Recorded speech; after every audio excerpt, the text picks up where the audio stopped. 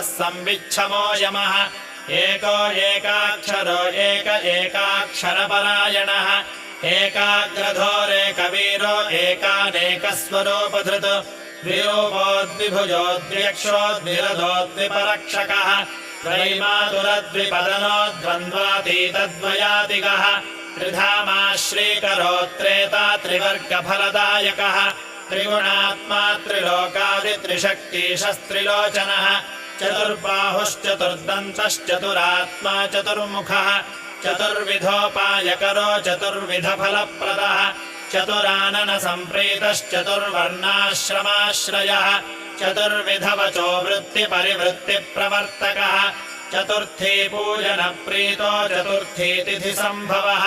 पञ्चाक्षरात्मा पञ्चात्मा पञ्चास्यो पञ्चकृत्यकृत् पञ्चाधारः पञ्चवर्णः पञ्चाक्षरः